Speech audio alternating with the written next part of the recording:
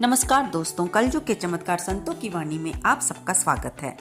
दोस्तों, आज कामिका एकादशी यानी कि 11 का दिन। आज के दिन अगर हम खाटू श्याम जी की कथा सुनते हैं तो उसका बहुत ही पुण्यदायी फल मिलता है। जहां प्रभु के दर्शन मात्र से ही जीवन में खुशियां एवं सुख शांति के भंडार भर जाते हैं, तो उस खाटू श्याम जी की पौराणिक प्रचलित पावन कथा को हम इस वीडियो में सुनेंगे। लेकिन वीडियो को सुनने से पहले मेरी वीडियो को लाइक कर दें और इसमें कमेंट बॉक्स में जय खाटू श्याम जी की लिखना ना भूलें। सब्सक्राइब करना तो बनता ही है अगर आप मेरे चैनल पर खाटू श्याम जी, जिनका संबंध महाभारत काल से माना जाता है, उन्हें हारे का सहारा भी कहा जाता है। कहते हैं खाटू श्याम जी अपने भक्तों को कभी अकेला नहीं छोड़ते और जब भी भगत जीवन की परिस्थितियों से हार मानते हैं तो खाटू श्याम जी उनके सहारे बन जाते हैं। राजस्थान के सीकर जिले में श्री खाटू श्याम जी का सुप्रसिद्ध मंदिर है। वैसे तो खाटू श्याम बाबा के भक्तों की कोई गिनती नहीं, लेकिन इनमें खासकर वैश्य, मारवाड़ी जैसे व्यवसायी वर्ग अधिक संख्या में हैं। श्याम बाबा कौन थे, उनके जन्म और जीवन चरित्र के बारे में हम इस वीडियो में जानेंगे। खाटू श्याम जी का असली नाम बर्बरीक है। महाभारत की एक कहानी के अनुसार बर्बरीक का सिर राजस्थान प्रदेश के खाटू नगर में दफना दिया था, इसलिए बर्बरीक जी का खाटू श्याम बाबा के नाम से प्रसिद्ध हुए। वर्तमान में खाटू नगर सीकर जिले के नाम से जाना जाता है। खाटू श्याम बाबा जी कलयुग में श्री कृष्ण भगवान के अवतार के रूप में माने जाते हैं। खाटू श्याम बाबा जी की कहानी इस प्रकार है कि वे भीम के पुत्र घटोत्कच के पुत्र थे, यानी कि भीम के पौत्र थे। श्याम बाबा घटोत्कच और नाग कन्या मोरवी के पुत्र थे। पांचों पांडवों में सर्वाधिक बलशाली भीम और उनकी पत्नी हिडिंबा बर्बरीक के दादा दादी थे। कहा जाता है जन्म के समय बर्बरीक के बाल बब्बर शेर के समान थे, इसलिए उनका नाम बर्बरीक रखा गया। बर्बरीक का नाम श्याम बाबा कैसे पड़ा, आइए इसकी कहानी जानते हैं। दोस्तों, इस बार की हमारी ये वीडियो कहानी के साथ साथ थोड़ा सा भजन का भी आश्रय लिए हुए है। कृपया इसे ध्यान से सुनिएगा। आओ भक्तों तुम्हें बताए कौन है शीश का दानी, आओ भक्तों तुम्हें बताए कौन है शीश का दानी, खाटू वाले श्याम की सुन लो अमर कहानी। जय हो जय हो जय हो जय हो। महाभारत के काल का किस्सा सारा है, पांडव कुल में जन्मा ये श्याम हमारा है। महाभारत के काल का ये किस्सा सारा है, पांडव कुल में जन्मा ये श्याम हमारा है। ये अहलवती का लाला है, बड़े नाच से इसको पाला है। अहलवती का लाला है, बड़े नाच से इसको पाला है। बर्बरीक है नाम इनका है बड़े बलशाली, बर्बरीक है नाम इनका है बड़े बलशाली। जय हो जय हो जय हो बाबा तेरी जय हो, जय हो जय हो बाबा तेरी जय हो। माता इनकी धर्म का पाठ पढ़ाती है, दीनों पर दया करना सिखलाती है। माता इनकी धर्म का पाठ पढ़ाती है, दीनों पर दया करना सिखलाती है। नारद को गुरु बताया है, भोले का नाम सिखाया है। नारद को गुरु बताया है, भोले का नाम सिखाया है। भोले का जप करके हो गए 3 बाण धारी। ओ जय हो बाबा तेरी जय हो, जय हो बाबा तेरी जय हो। बर्बरीक बचपन में ही एक वीर और तेजस्वी बालक थे। बर्बरीक ने भगवान श्री कृष्ण और अपनी मां मोरवी से युद्ध कला कौशल सीखकर निपुणता प्राप्त कर ली थी। उन्होंने भगवान शिव की घोर तपस्या की, जिसके आशीर्वाद स्वरूप भगवान शिव ने बर्बरीक को 3 चमत्कारी बाण प्रदान किए। इसी कारणवश बर्बरीक का नाम तीन बाणधारी के रूप में भी प्रसिद्ध है। भगवान अग्निदेव ने बर्बरीक को एक दिव्य धनुष दिया था, जिससे वो तीनों लोकों पर विजय प्राप्त करने में समर्थ थे। जब कौरवों पांडवों का युद्ध होने की सूचना बर्बरीक को मिली तो उन्होंने भी युद्ध में भाग लेने का निर्णय किया। बर्बरीक ने अपनी मां का आशीर्वाद लिया और उनकी मां ने उनसे 2 वचन मांगे। मां ने उनसे वचन लिया, पहला वचन कि जो भी पक्ष हारता होगा बर्बरीक उसका साथ देंगे, क्योंकि मां मौरवी को लगता था कि भगवान श्री कृष्ण की सारी सेना तो कौरवों के पास है और श्री कृष्ण ने खुद युद्ध में हथियार ना उठाने का फैसला किया है। तो उनके मन में ये विचार चल रहा था कि हो ना हो पांडव हारते होंगे और बर्बरीक को उन्हीं का ही साथ देना चाहिए। फिर उन्होंने दूसरा वचन लिया कि रास्ते में उनसे जो भी कोई दान मांगेगा तो बर्बरीक उसको अवश्य दान देंगे। महाभारत के युद्ध की हुई तैयारी है, युद्ध में मैं भी जाऊंगा ये बात विचारी है। महाभारत के युद्ध की हुई तैयारी है, युद्ध में मैं भी जाऊंगा ये बात विचारी है। माता की आज्ञा का करके चरणों में शीश झुका के, माता की आज्ञा का करके चरणों में शीश झुका के, हारेगा तुम साथ निभाओ लीला के असवारी, हारेगा तुम साथ निभाओ लीला के असवारी। जय हो बाबा तेरी जय हो, जय हो बाबा तेरी जय हो। और जब बर्बरीक जा रहे थे और भगवान कृष्ण को उनके आने का पता चला, और क्योंकि अंतर्जामी भगवान श्री कृष्ण सब जानते थे कि ये अपनी माता को कौन सा वचन दे के आए हैं, तब भगवान श्री कृष्ण ने सोचा कि जीतना तो पांडवों को है, लेकिन इस समय क्योंकि कौरव हार रहे हैं, बर्बरीक उन्हीं का साथ देगा, इसलिए बर्बरीक के युद्ध में भाग लेने से युद्ध की सारी स्थिति बदल जाएगी। तब भगवान श्री कृष्ण ने ब्राह्मण का रूप धारण किया और रास्ते में बर्बरीक को मिलने के लिए चल दिए। भगवान श्री कृष्ण तो बर्बरीक की परीक्षा लेने चाहते थे, इसलिए ब्राह्मण बने भगवान श्री कृष्ण ने बर्बरीक से प्रश्न किया कि तुम कहाँ जा रहे हो। तब बर्बरीक ने उन्हें बताया कि ब्राह्मण देवता, मैं महाभारत का युद्ध लड़ने जा रहा हूँ।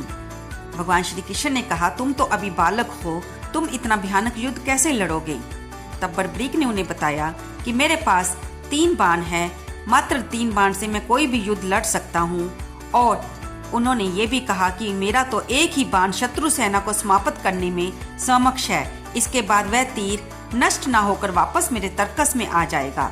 अतः इन 3 तीरों के उपयोग से संपूर्ण जगत का विनाश किया जा सकता है। तब ब्राह्मण देवता बने भगवान श्री कृष्ण ने कहा कि मुझे तुम्हारी बातों पर विश्वास नहीं है।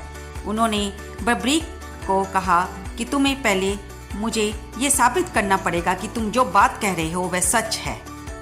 उन्होंने बर्बरीक से कहा कि वह पीपल के वृक्ष के सभी पत्तों को अपने एक ही बाण से भेद कर दिखाए। बर्बरीक ने भगवान का ध्यान करके एक बाण छोड़ दिया। इसी बीच भगवान श्री कृष्ण ने अपने पैर के नीचे पीपल का एक पत्ता छुपा लिया।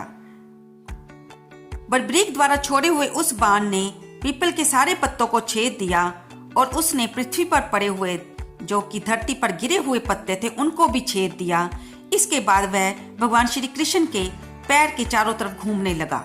बर्बरीक समझ गए कि तीर उस ब्राह्मण के पैर के नीचे छिपे हुए पीपल के पत्ते को भेदने के लिए चक्कर लगा रहा है। बर्बरीक ने कहा, हे ब्राह्मण देवता, आप अपना पैर हटा लें, नहीं तो ये आपके पैर को भेद देगा।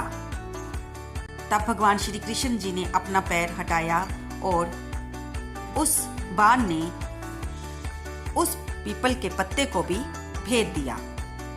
भगवान श्री कृष्ण बर्बरीक के पराक्रम से प्रसन्न हुए, और क्योंकि वे जानते थे कि बर्बरीक हारे हुए की तरफ से युद्ध लड़ेंगे और कौरव उन्हें अपनी तरफ करने के लिए कोई भी चाल चल सकते हैं, इसलिए कौरवों की योजना को विफल करने के लिए और पांडवों को जिताने के लिए ब्राह्मण बने श्री कृष्ण भगवान ने बर्बरीक से एक दान देने का वचन मांगा कि मैं तो ब्राह्मण हूँ और तुम युद्ध लड़ने जा रहे हो, ब्राह्मणों को तो दान देते हैं।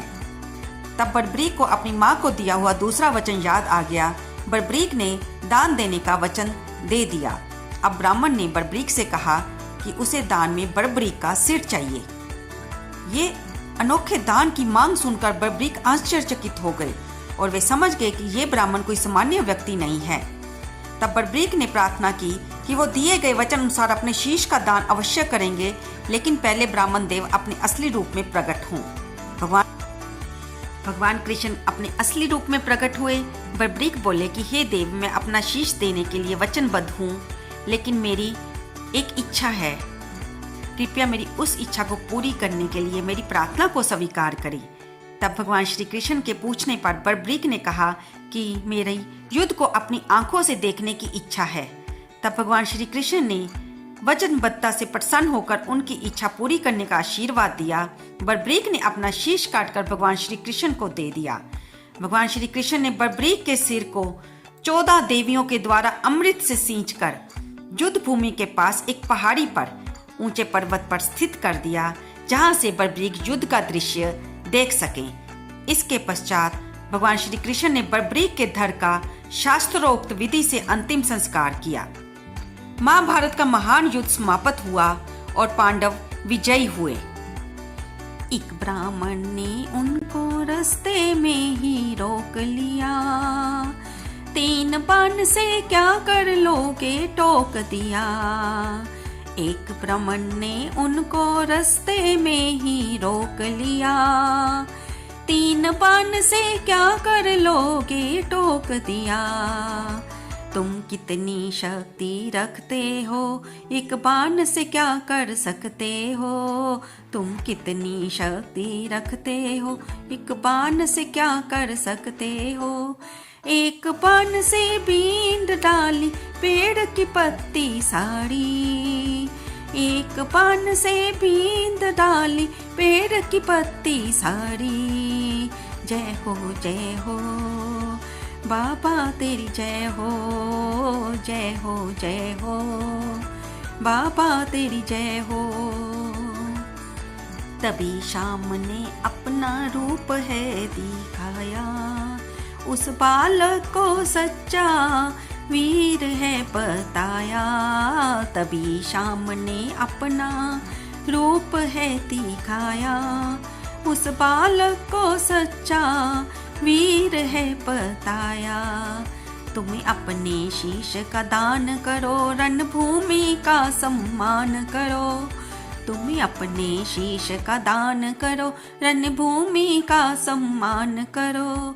एक पल की भी करी न देरी, गर्दन दी उतारी। एक पल की भी करी न देरी, गर्दन दी उतारी। जय हो बाबा तेरी जय हो, जय हो बाबा तेरी जय हो। ऊंचे पर्वत शाम का शीश बिठाया है, युद्ध देख कर युद्ध का सारा हाल सुनाया है। ऊंचे पर्वत शाम का शीश बिठाया है, युद्ध देख कर युद्ध का हाल सुनाया है। मोहन का चलता चकर था और काल के हाथ खपर था। मोहन का चलता चकर था और काल के हाथ खपर था। शाम नाम से पूजेगी तुमको ये दुनिया सारी। शाम नाम से पूजेगी तुमको ये दुनिया सारी।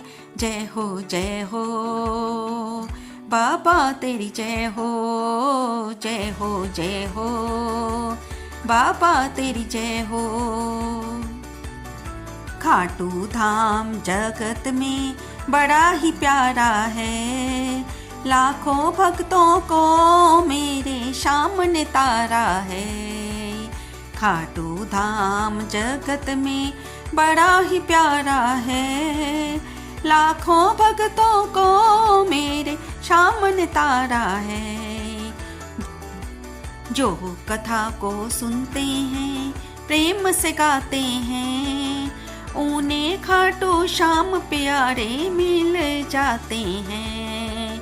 जो कथा को सुनते हैं और प्रेम से गाते हैं, उन्हें खाटू श्याम प्यारे भी मिल जाते हैं। भक्तों के लिए लिख कर लाया सुन लो श्याम कहानी, भक्तों के लिए लिख कर लाया सुन लो श्याम कहानी।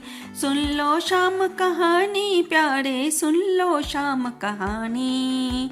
सुन लो श्याम कहानी प्यारे, सुन लो श्याम कहानी। तेरी जय जय हो, तेरी जय हो, तेरी जय हो बाबा, तेरी जय हो। भगवान कृष्ण अपने असली रूप में प्रकट हुए।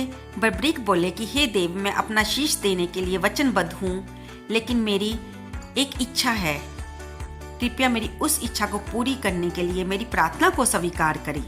तब भगवान श्री कृष्ण के पूछने पर बर्बरीक ने कहा कि मेरी युद्ध को अपनी आंखों से देखने की इच्छा है।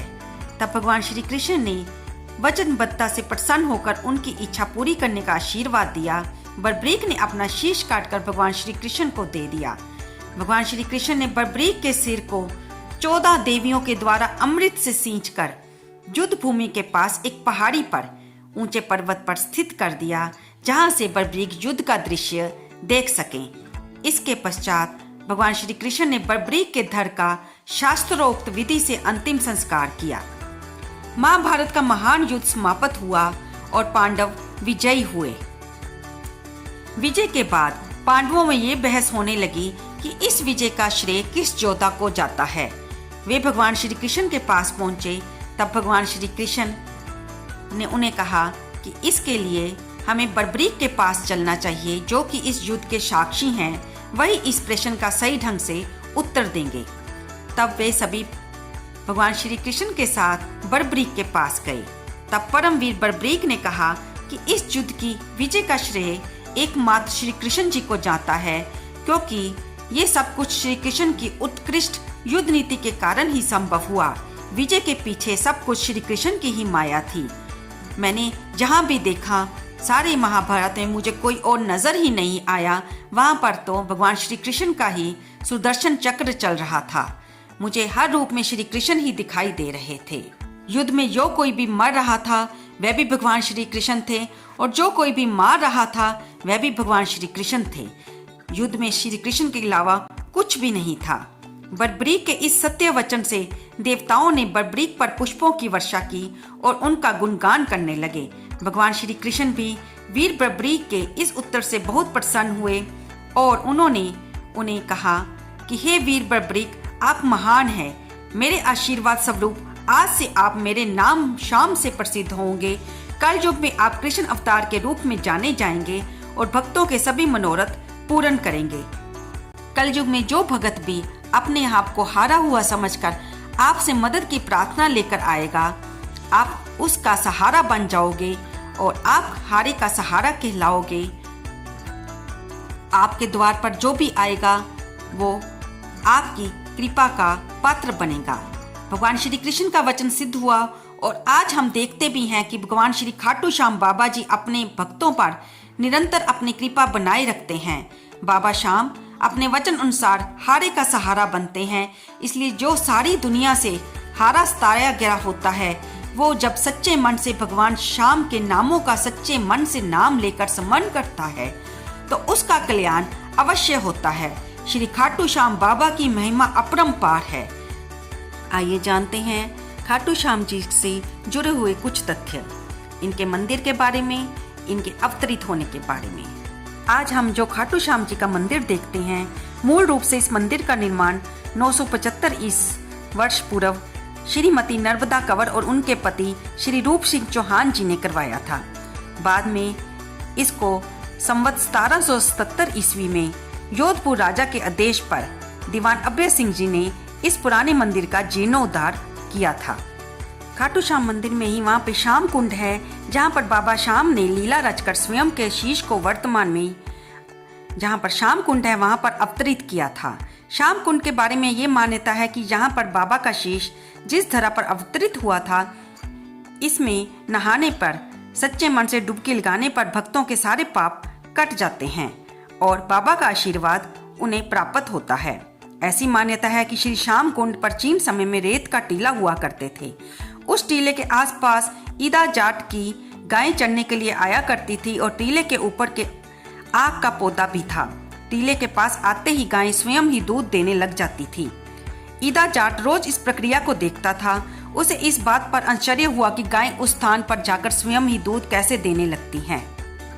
एक रात उस जाट को स्वप्न में दिखाई दिया कि वहां दूध पीने वाला कोई और नहीं, श्री श्याम बाबा ही हैं। श्री श्याम जी ने उससे कहा कि राजा से कहकर उस स्थान की खुदाई करवाओ, तुम्हें उस स्थान पर मैं मिलूंगा जो कलयुग में श्याम बाबा के नाम से पुकारे जाएंगे। अगले रोज राजा के कहने पर उस स्थान की मिट्टी को हटाया गया और वहां पर श्री श्याम बाबा की मूर्ति टीले से निकाली गई। आज उसी मूर्ति की पूजा होती है। आइए इसी वीडियो के साथ हम जानते कि खाटू श्याम जी को क्या पसंद है। भगवान खाटू श्याम जी को गौ माता का कच्चा दूध उनका प्रिय भोग है। खाटू श्याम बाबा पर ध्वजा यानी कि निशान चढ़ाने की रिवाज है।